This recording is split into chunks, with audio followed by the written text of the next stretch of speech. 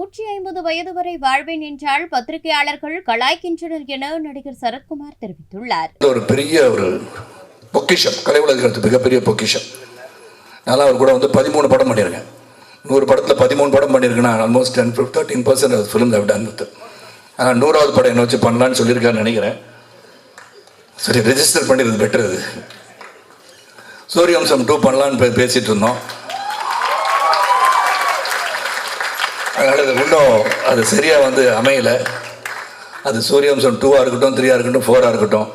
எனக்கு 150 வயசு ஆன பிறகு கூட நினைப்பேன். ஏன்னா பத்திரிக்கையாளர் ரெடியாக ஆகிட்டான். சரத்குமார் மென்டல் ஆகிட்டே 150 வயசு வரைக்கும் வாழ்வான்னு போடுவாங்க நாளைக்கு. அது சந்தோஷம் எனக்கு.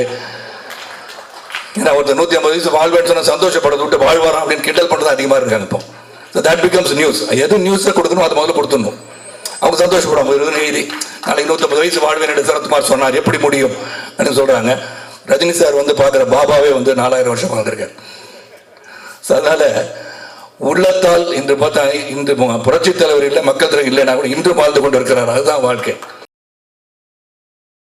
செய்திகளை உள்ளது உள்ளபடி தெரிந்து கொள்ள ரெஃப்ளெக்ட் நியூஸை சப்ஸ்கிரைப் பண்ணுங்க.